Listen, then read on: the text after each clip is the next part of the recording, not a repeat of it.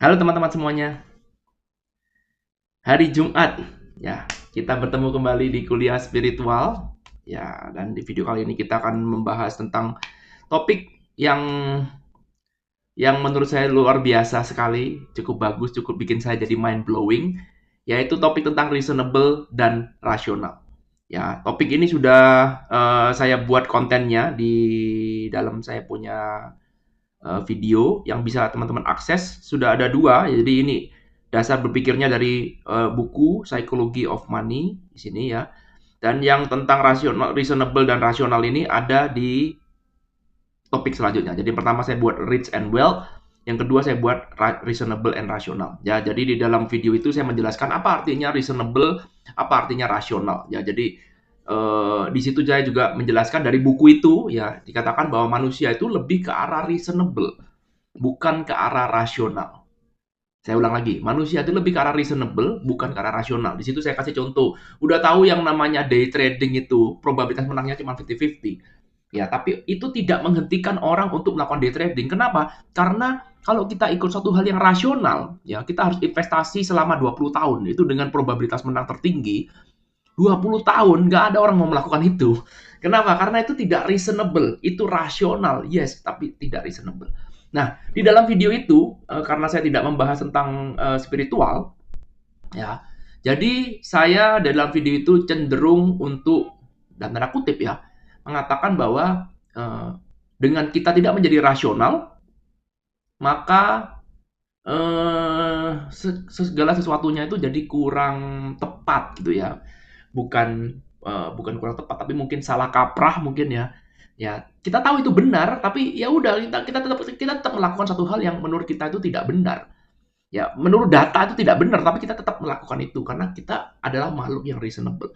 Seolah-olah seperti dalam video itu saya mau mengatakan bahwa menjadi rasional itu adalah suatu hal yang dilupakan, ya. Sehingga kita melakukan hal yang aneh-aneh karena kita menjadi reasonable. Seolah-olah saya pro pada yang rasional. Oke, betul ya? Seolah-olah saya mentertawakan orang yang reasonable. Ya. Nah, di video kuliah spiritual kali ini karena saya berbicara dengan konteks spiritual, maka sekarang di dalam video ini saya akan lebih pro ke reasonable-nya. Kenapa begitu? Karena dalam dunia spiritual itu tidak semuanya rasional. Dalam dunia spiritual itu lebih ke arah reasonable. Tentu saja kalau kita bicara tentang dunia spiritual, saya akan mengajak teman-teman untuk berpikir lebih reasonable, bukan lebih rasional. Ya, paham ya? Jadi video ini adalah video pembalance. Kalau kemarin di video sebelumnya saya cenderung dalam tanda kutip ke pro terhadap yang rasional, sekarang kita akan pro terhadap yang reasonable. Ingat ya, kata kuncinya adalah balance. Lihat video saya tentang balance ya. Jadi pikiran kita itu cenderung untuk ekstrim. Ya, setiap kali kita belajar sesuatu, kita langsung menyimpulkan sesuatu. Oh ya, ini bener. Langsung kita ke arah yang ekstrim. Padahal sebenarnya enggak begitu. Ya, jadi baik secara rasional ataupun secara reasonable, kalau kita lakukan ini semuanya dengan balance, maka semuanya akan jadi baik adanya. Paham ya? Jadi di video kali ini saya akan menjelaskan bahwa menjadi reasonable ya itu jauh lebih bagus daripada menjadi rasional.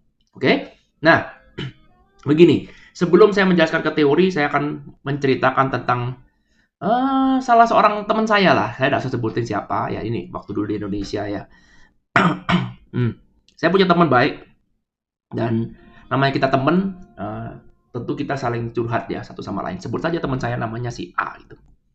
Ya, setiap orang pasti pernah mengalami pasang surut dalam hidupnya. Nah, suatu saat si A ini sedang down, ya. Jadi sedang down dalam hal finansial, dalam hal segalanya. Si A ini sedang down, ya down. Ya, jadi hancur lah. Mau ngapain aja semuanya, ya ketika orang lagi down itu mau ngapain aja semuanya pasti salah. Ya. Nah, sudah sebagai teman saya sudah berusaha untuk kasih teori A, teori B, teori C, ya motivasi dan segala macam. Singkat cerita, itu semua mendal karena kalau ketika orang sudah lagi stres, depresi berat, Anda mau kasih teori A, teori B, teori C, semuanya itu nggak akan ada guna. Ya, semuanya itu masuk tingkat kiri, kalau tingkat kanan dengan jawaban yang sangat pesimis, apatis ya, dia mengatakan ya itu kan kamu, kamu kan nggak tahu apa yang saya lakukan, apa yang saya rasakan. Ya, jadi prinsipnya adalah si A ini benar-benar down sehingga nggak ada yang bisa dilakukan. Lalu kemudian entah dari mana, ya si A ini lalu kemudian mendengar bahwa ada orang yang pinter. Ya, orang yang pinter dalam tanda kutip ya. Orang ini wah hebat lah pokoknya dia bilang katanya ini bisa melihat masa depan lah, orang sakti lah ya. Ya orang yang ini indigo lah, whatever. Ya, sebut saja orang itu namanya adalah B. Oke. Okay? Nah, eh si B ini adalah kita sebut saja sebagai orang sakti gitu misalkan ya. Oke. Okay. Orang sakti. Nah, lalu kemudian si A ini ngajak saya untuk ketemu dengan si B. Yuk kita pergi ke kota lain, ya saya tidak bisa nyebutkan nama kotanya. Kita pergi ke kota lain, jadi untuk sama-sama perjalanan ke situ untuk menemui orang yang katanya sakti ini. Oke. Lalu kemudian ya udah saya sebagai teman saya seneng karena lihat teman saya itu sudah tidak down lagi, sudah punya semangat. Biasanya cuma di rumah cuma bengong aja. Sekarang tiba-tiba kok punya semangat untuk pergi, ngajak saya pergi. Oke, sebagai teman, oke, let's go. Ini very good. Meskipun ya di dalam pikiran saya tidak begitu pro dengan yang namanya orang seperti B ini. Ya, tapi ingat sebagai teman saya tidak mau menghancurkan harapannya si A. Ya, saya nggak mau menjadi pahlawan. Ingat tuh ya, teman-teman. Ilmu yang kita punya atau pengetahuan yang kita punya jangan sampai dipakai untuk menjadi pahlawan yang menghancurkan orang lain. Sometimes kita harus diam meskipun kita tidak setuju ya, meskipun kita tidak pro, meskipun kita tahu mungkin itu tidak sesuai dengan apa yang kita yakinin atau kita tahu itu benar. Lebih baik kita diam karena buat apa kita menjadi superhero? Lebih baik kita melihat teman kita bisa bangkit. It's okay. Pahami itu ya. Seringkali orang merasa lebih pintar daripada yang lain lalu kemudian dia merusak dengan mengatakan, "Ngapain kamu ke B? Orang sakti itu nggak ada, udah bego tuh, kamu dibohongin." Ya, merusak trust-nya orang. Apakah simple aja? Kalau Anda mewartakan satu hal yang Anda yakini itu benar, apakah itu membuat hidup Anda jadi lebih baik? Itu aja simple question. Bisa dipahami? Jadi pada saat itu lumayan saya agak bijaksana ya dengan mengatakan oke, let's go meskipun saya tahu bahwa ya si B ini macam bohong-bohongan aja. Udah saya keep quiet aja. Yang penting saya lihat teman saya happy. Singkat cerita, saya bertemu dengan si B ini biasalah ya kalau ketemu orang dengan karakter seperti si B ini ya pasti mereka itu orang yang percaya diri, orang yang nggak mau dibantah, ya intinya lu nurut aja lah.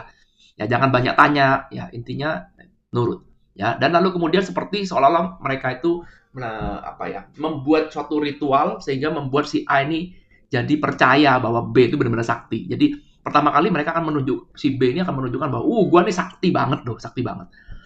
Ya, nah sejak pertama kali A datang itu kondisi udah down kalau dari segi teori pikiran ya dia udah surrender sebenarnya. Ya, karena segala satu itu hanya bisa terjadi kalau dia accept, menerima, believe, percaya, dan surrender. Surrender artinya tidak ada pertanyaan. Oke? Nah, 3 faktor ini tidak saya milikin. Saya tidak punya accept, saya tidak believe, tidak surrender pada orang sakti ini. Ya sementara teman saya udah memenuhi semua karena dia lagi down. Dia merasa bahwa B adalah harapan dia satu-satunya. Oke? Nah, setelah melakukan show yang sangat luar biasa, spektakuler, bagi saya itu adalah show sulap, bagi saya ya. Tapi bagi si A itu adalah show yang benar-benar membuktikan, wow ini orang pinter bener, ini hebat bener. Udah setelah berbagai macam show, lalu kemudian diramal lah si A ini, katanya kamu ini, mengalami itu, dan segala macam. Kenapa kamu kok bisa down seperti ini? Dijelaskan secara dalam dunia supranatural. Betul ya? Ya ingat jangan dibantah, kalau dibantah nanti dia marah. Ya udah si A percaya aja bahwa si A tuh mengalami ini karena ini dicampur-campur dengan ajaran spiritual, kena karma, kena ini whatever lah ya, dicampur-campur aduk. Intinya si A percaya, oh ya benar. Lalu solusinya, terakhir dia memberikan solusi. Yang solusinya adalah si A disuruh melakukan suatu ritual. Sederhana aja ritualnya, tidak aneh-aneh, potong ayam apa. No. Si A itu hanya disuruh melakukan satu ritual sederhana, plus kemudian dikasih sebuah jimat ya yang dipercaya akan membantu si A ini untuk bisa melewatin masa susahnya ini. Ya, dikatakan bahwa jimat ini sudah dipakai turun-temurun oleh banyak raja, whatever. Lagi-lagi si A accept, believe, and surrender. Ya, tentu saja semuanya tidak ada yang gratis, ya. Nah, tentu saja jimatnya harus bayar, plus si B akan memberikan satu ritual yang mengatakan bahwa, oke, kamu harus bayar saya, nanti saya bikin suatu ritual, ya saya bikin ritual setiap jam 12 malam demi kamu, supaya kamu bisa lebih lancar.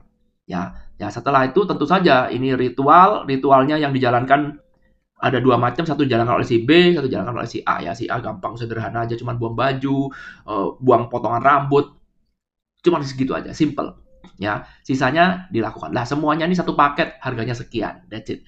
Ya. Nah, si A mengeluarkan uang, oke, selesai, udah dia pulang kembali ke kota saya dengan state of mind yang sangat-sangat berbeda. Ya, si A ini sekarang tiba-tiba sudah punya optimisme kembali, dia mulai semangat lagi, mulai mulai apa namanya, mulai punya harapan lagi, ya sudah mulai mau keluar lagi, ayo main ini, udah mulai mau, sudah tumbuh harapan baru karena dia sekarang pegang jimat, dia bilang, lu jangan, ini just between you and me, oke, okay? Ya oke, okay. Dia pegang jimat itu, dibawa ke sini, ke sana kemari, dia percaya bahwa jimat itu bisa mempercepat dia untuk melewati masa down-nya dia. Singkat cerita, karena si A sudah kembali optimis, sudah menempat kembali harapannya, maka tidak lama kemudian betul semua bisnisnya si A kembali recover. Oke, ya kembali recover. Ya, tentu saja sekarang si A akan berpikir bahwa, wah ini gue bisa recover karena jimat ini, karena ritual ini. Sehingga sekarang si A setiap kali mengalami satu hal yang berat, dia akan kontak gurunya dia yang namanya si B ini. Oke. Oke. Nah, ceritanya akan saya stop sampai di sini dulu. Ya, ceritanya akan saya stop sampai di sini dulu. Maksud saya adalah apa yang terjadi pada diri saya. Ya, jadi kalau kita lihat ada si A dan ada si B, ada Irwan ya. Oke. Nah, Irwan pada saat itu adalah rasional. Betul? Si A adalah reasonable. Ya, paham ya? Pada saat si A lagi down, belum ketemu dengan dukun, ya belum dengar info bahwa ini loh ada orang hebat, si A adalah rasional. Betul? Si A adalah rasional. Orang yang rasional itu adalah orang yang hanya percaya atau hanya melihat dunia, melihat masa depan, lebih tepatnya, berdasarkan apa yang sudah dia ketahui.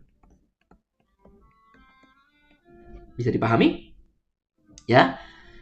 Nah, karena dia keberanian si A untuk menjadi tidak rasional, ya, saya yakin gini, kalau misalkan si A itu kondisinya baik-baik saja, ya, si A ini teman saya, biasa ikut seminar ini, seminar itu, dan segala macam, saya yakin si A, kalau dia tidak down, gak akan mau pergi ke arah si B, gak akan mungkin. Sulit sekali bagi dia untuk accept, believe, and surrender, gak bisa. Ya, kenapa? Karena dia itu rasional. Ya, karena itulah dia stres. Orang yang rasional itu lebih gampang stres daripada orang yang reasonable. Ya, kenapa? Orang yang rasional ini hanya melihat segala sesuatunya itu berdasarkan apa yang dia ketahui, apa yang dia sudah tahu.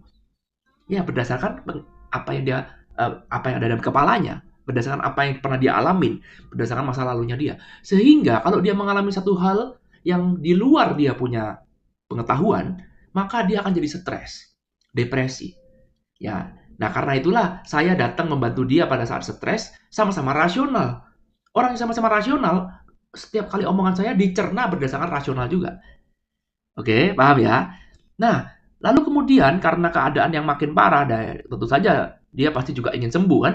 Nah, maka si A berpindah jalur dari rasional menjadi reasonable. Ya, mungkin kalau kondisinya tidak down, ya pikirannya masih bisa berjalan, mungkin dia akan berpikir, kita ya tahu yang namanya orang pinter itu ya nggak akan tahu masa depan kita.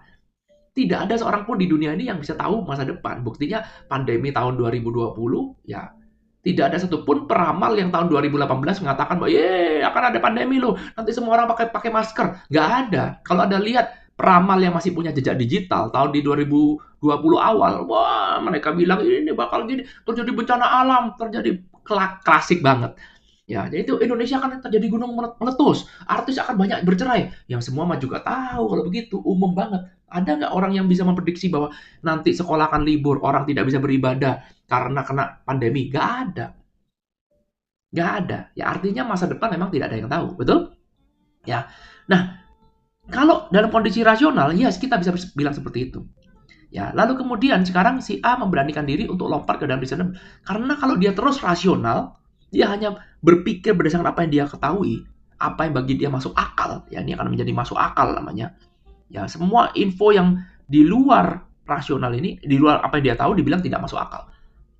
Ya, dengan kalau dia terus rasional, maka tidak akan ada solusi. Kenapa? Karena apa yang dia tahu sekarang ini gak cukup untuk bikin spark. Ya. Spark itu, boom, ada harapan baru kan. Ya, kata kuncinya adalah harapan. Orang yang terlalu rasional akan mudah sekali untuk hopeless. Betul? Akan putus harapan. Apa yang terjadi ketika orang sudah harapannya putus? Ya, maka akan terjadi keputusasaan dalam level yang sangat luar biasa. Dan kalau itu akut, bukan tidak mungkin dia akan menyakiti dirinya sendiri atau mungkin dia akan bunuh diri. Ya, orang yang melakukan bunuh diri, kenapa? Karena terlalu rasional. Gue udah buntu sekarang, udah nggak bisa lagi, nggak ada jalan keluar lagi, nggak ada cara lagi untuk mengampuni diri saya misalkan. Sudah apa yang saya lakukan sudah terlalu parah, ya dosa saya sudah terlalu besar misalkan. Maka dia akan menjadi hopeless. Ya kenapa? Karena rasional. Dia hanya mau tahu itu kan omongan kamu. Itu yang kamu apa yang ada dalam pikiran kamu. Dia nggak mau mendengarkan, ayo kita coba lihat orang yang lebih parah dari kamu banyak. Orang yang lebih parah dari kamu tetap optimis itu banyak, tapi kita menutup diri, nggak tahu, nggak bisa. Karena terlalu rasional. Betul? Karena itulah kemudian orang ini berani, ya teman saya ini si A ini berani keluar ke satu hal yang reasonable, di mana reasonable ini kalau secara akal tidak masuk akal. Betul? Di luar pikiran. Ya, ini suatu tindakan yang bisa terjadi ya ketika kita lagi down. Ya, ketika kita udah lagi down, udah tahu lagi, sometimes tuh hopeless itu juga ada gunanya untuk kita melompat. Karena kalau kita tidak down, pikiran kita masih aktif, masih tahu, I know, rasional. Sulit Anda. Ya, contoh sederhana. Pak, saya sekarang income-nya berapa? Saya punya income 10 juta per bulan. Bagaimana caranya supaya Anda bisa dapat income 100 juta per bulan? Nah, sekarang Anda ada di sini. Yang sementara ada di sini, ini ada satu level yang Anda ketahui. Di sini satu level yang tidak Anda ketahui. Betul? Bisa dipahami? Ya. Sehingga kalau Anda mau bergerak dari titik A ke titik B, Anda nggak bisa memakai pengetahuan yang ada di titik A. Karena apa? Terbukti pengetahuan yang ada di titik A tidak akan bisa membawa Anda menuju ke 1 juta. Kalau Anda mau menuju ke 1 juta, menuju ke B, dari A menuju ke B, maka Anda harus mengubah. Mengubah itu artinya Anda harus berani masuk dalam satu hal yang unknown. Bisa dipahami? Oke? Nah, inilah yang kemudian menjadi dasar pemikiran bahwa kalau Anda itu hidup rasional terus, itu ya juga gak bagus. Apa indahnya hidup kalau Anda itu hidupnya rasional terus? Kalau Anda hidup sesuai dengan jalur, gak mungkin. Kita nggak bisa maju kalau kita hidupnya selalu rasional, karena apa yang kita ketahui ini masih bisa berkembang. Kita hanya bisa berkembang ketika kita become reasonable, bukan become rasional. Bukan berarti terus kemudian rasional jelek, enggak loh ya. Ya kata kuncinya balik lagi balance. Anda harus balance antara rasional dan reasonable. Kalau Anda reasonable terlalu berlebihan juga jelek. Ya, rasional berlebihan juga jelek. Tapi saya akan menunjukkan bahwa ini loh yang terjadi kalau Anda too much rasional. Contoh sederhana lagi. Ya, sederhana lagi nih. Ya, sebelum saya ke contoh itu, sorry. Ya, perhatikan di sini. Yes, betul. Pertanyaannya lalu sederhana. Apakah A konsultasi dengan B ini yang jelas-jelas tidak rasional adalah suatu tindakan yang salah? Jawaban saya adalah tidak salah. Ya, ini yang diperlukan. Sometimes kita perlu untuk become reasonable. Ya, betul ini. Yang penting adalah dampak apa yang dimunculkan. Kita nggak bisa melakukan judgement dengan mengatakan bahwa, oh saya nih jago NLP loh, saya jago hipnoterapi. Saya tahu loh apa yang dilakukan oleh si B ini sebenarnya cuma atraksi sulap. Sebenarnya cuma sisi psikologi aja. Saya tahu. Ya, kita nggak bisa mengatakan bahwa si A ini, wah kamu salah di situ, kamu nggak boleh seperti itu. Nggak bisa karena saya bukan si A. Saya tidak mengalami apa yang A alamin. Dan saat ini saya tahu si B ini bisa menyediakan apa yang A harapkan. Apa itu? Yaitu adanya spark. Ya mungkin saya pakai istilahnya si apa siapa namanya tuh? Ya saya lupa, orang Jepang tuh. Spark joy. Ya, spark joy itu artinya ada satu percikan joy. Itu yang kita butuhkan sekarang. Itu dibutuhkan oleh si A sekarang. Paham? Bisa dipahami ya. Bener. Jadi ngapain saya harus harus bilang pada si A, lu jangan mau dong digoblokin sama si B. Itu jimat gak ada guna. Kamu sendiri yang percaya itu jimat itu hebat. Ritual itu gak ada guna. Ya, apakah terus kemudian dengan A percaya dengan saya atau dengan saya meyakinkan A, lalu kemudian A bisa mendapatkan ini? Jawabannya adalah enggak. Ya, sometimes kita harus melewati sebuah rute yang tidak rasional untuk mendapatkan spark joy ini. Ini yang sulit dipahami oleh orang-orang yang selalu rasional. Orang berpikir bahwa semua harus ada penjelasannya, semua bisa dijelaskan. Iya, si B ini pakai musik, si B ini pakai ritual, itu segala macam kita bisa tahu itu adalah ilmu otoritas, authority. Ya, si B ini jadi otoritas supaya Anda bisa accept, believe, and surrender. Bisa dijelaskan secara psikologi. Mungkin kalau saya belajar ilmu sulap, saya juga bisa belajar tahu bahwa wah itu semua cuma sulap. Kasihan, ya kasihan benar teman-teman. Orang yang tahu segalanya, ya orang yang merasa diri tahu segalanya, merasa diri bahwa apapun kartu orang lain bisa saya buka, adalah orang paling kasihan di dunia ini. Kenapa? Karena dia become rasional terus-menerus. Orang yang rasional terus-menerus tidak bisa kemana-mana. Isinya cuma pesimis, isinya cuma mencari kelemahan orang lain. Isinya cuma judgment. Kenapa? Karena rasional itu adalah alat untuk kita menjadi judgment. Ya, ini juga yang kita lakukan ketika kita belajar spiritual, betul ya? Kita belajar spiritual juga kadang-kadang apa yang kita lakukan itu tidak masuk akal. Ya, contoh sederhana.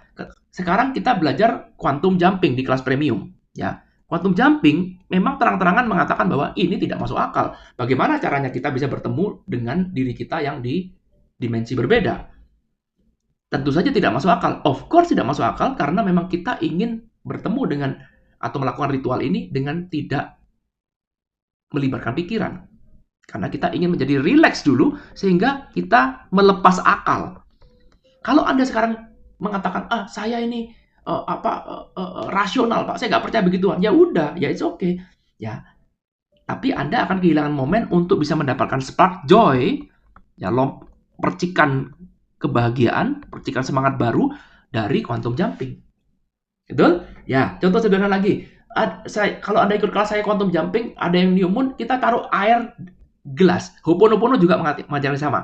Anda taruh gelas warnanya biru. Ya, taruh di kena sinar matahari. Oke? Lalu kemudian kita minum airnya, kita merasakan bahwa tubuh kita akan jadi luar biasa. Betul? Itu akan menghasilkan spark joy. Apakah itu rasional? Enggak rasional. Tapi kalau Anda selalu berpikir rasional, wah ini nggak masuk akal, semua dibilang tidak masuk akal, maka kasihan sekali Anda tidak akan bisa mencapai namanya spark joy. Betul? Nah, ini maksud saya adalah, inilah kita harus menjadi pembalance. Kita belajar sesuatu, jangan sampai apa yang kita pelajarin itu akan menjadi senjata makan tuan. Ya, karena kita menjadi become too rasional. Become too reasonable juga nggak bagus. Ya, kalau sekarang Anda become too reasonable, maka Anda akan membabi buta, timbul fanatisme berlebihan. Ya, tidak bagus juga. Ya, artinya sekarang kita membalancekan. Sometimes kita harus mau, dalam tanda kutip, dibohongin. Betul ya? Mau dibohongin, kenapa kok kita mau dibohongin? Karena itu satu hal yang di luar kita punya pikiran. Ya, sometimes kita harus surrender. Ya, kita tahu saya itu dibohongin. Ya, saya tahu itu tidak benar. But sometimes kita become reasonable. It's okay. Yang penting adalah hasil akhirnya. Bisa nggak itu membawa saya jadi spark joy muncul di dalamnya? Rasakan, coba Anda sekarang taruh air warna biru di bawah sinar matahari. Lalu kemudian Anda minum. Kalau itu tidak bisa membawa spark joy, ya udah. Tapi kalau Anda coba dulu, ini bisa membawa spark joy. That's good. That's enough. Nggak perlu kita cari, wah ini masuk akal apa nggak masuk akal. Tidak perlu segala satunya tuh harus putuskan dengan apakah ini masuk akal apa tidak masuk akal. Bisa didapat poinnya, ya. Jadi seperti itu teman-teman, video yang hendak saya sampaikan untuk penyeimbang. Jadi konsepnya adalah balance. Ya, orang yang di sekolah, kalau kita ngomong di sekolah, kita akan lebih diajarkan untuk menjadi apa? Menjadi reasonable. Menjadi rasional, betul? Jadi kalau kita sekarang, jadi kalau kita sekarang di sekolah, ya karena kalau kita orang yang sekolahan itu, ya pasti akan lebih banyak diajarkan untuk menjadi rasional. Kita tidak diharapkan untuk menjadi yang reasonable. Segala sesuatu yang tidak rasional kita anggap sebagai satu hal yang aneh, yang nggak masuk akal gitu ya. Nah, tapi dalam kita belajar agama, belajar spiritual, kita lebih diajarkan untuk reasonable. Kalau Anda sekarang belajar spiritual selalu dibilang harus pakai masuk akal apa enggak, harus pakai akal, maka akan jadi sangat sulit. Jadi dua-duanya adalah pembalance, teman-teman. Nggak bisa kita pro kiri, pro kanan, nggak bisa. Sometimes kita become reasonable, sometimes kita become rasional. Yang penting kita tidak berlebihan di keduanya. Itu kata kuncinya. Anda masih nggak percaya rasional itu berlebihan tidak bagus? Ya, contoh sederhana, Anda lihatlah film yang namanya Sheldon, Young Sheldon. Ya, Young Sheldon. Saya nggak tahu nih nontonnya di mana nih. Kita nontonnya biasa di TV di sini. Mungkin kalau teman-teman mau cari ada nih di internet ya mungkin ya. Sama, Young Sheldon adalah tipe orang yang sangat rasional. Ya, dari film itu dia ada seorang anak ber-IQ tinggi. Nah, IQ adalah rasional ya. IQ tinggi. Tapi dia tidak punya EQ. EQ-nya rendah. Sehingga dia akan dibilang orang yang nerd, orang yang aneh. Tingkah lakunya dia, sosialisasinya aneh sekali. Tapi IQ-nya tinggi. Orang kebanyakan memuji-muji IQ, tapi melupakan namanya EQ. IQ adalah rasional. EQ adalah reasonable. Because EQ itu hubungan dengan emosional. Emosional tidak harus masuk dalam zona rasional. Tidak harus bisa dijelaskan secara rasional. Ya, satu lagi, penemuan. Penemuan, kalau Anda lihat Wright bersaudara, pada saat itu, ya ketika dia mengatakan bahwa saya ingin menciptakan pesawat terbang. Ya, maka pada saat itu, dia tidak rasional. Karena orang pada zaman itu, dia bilang, mana ada orang bisa terbang, kamu melanggar hukum Tuhan. Ya, kamu melanggar hukum Tuhan, kamu bahkan pihak gereja pun pada saat itu menentang ide ini. Ya, karena punya otoritas seolah-olah ya kamu menentang Tuhan. Yang bisa terbang itu mungkin cuma malaikat misalkan atau burung. Mana mungkin manusia bisa terbang. Ya, tapi Wright bersaudara berani keluar dari rasional untuk menjadi ya dia harus masuk dalam sebuah reasonable. Ya, karena kalau dia terus rasional dia akan bilang iya benar juga. Ya nggak ada nih. Kita lihat ke belakang nggak ada orang yang bisa menciptakan manusia bisa terbang, nggak ada. Tapi dia berani masuk dalam zona reasonable yang dianggap gila, yang dianggap sinting oleh orang pada saat itu karena ya, apa yang dianggap rasional ini adalah satu hal yang kita ketahui saat ini. Yang belum tentu itu adalah benar. Bisa jadi itu diupdate, ya, sehingga 10 tahun kemudian, 100 tahun kemudian, apa yang kita bilang tidak rasional pada saat itu, sekarang menjadi rasional. Ya, seperti itu teman-teman, apa yang bisa saya sharingkan. Sekali lagi, kata kuncinya adalah balance. Bagi teman-teman yang belum nonton video tentang reasonable dan rasional, saya kasih linknya di bawah. Bagi teman-teman yang belum nonton balance, juga saya kasih linknya di bawah. Nanti teman-teman bisa sama-sama belajar. Semoga video ini bisa memberikan inspirasi. Jangan lupa dicatat, kita ketemu di kuliah spiritual selanjutnya. Thank you sudah nonton video ini. Sampai ketemu. Bye.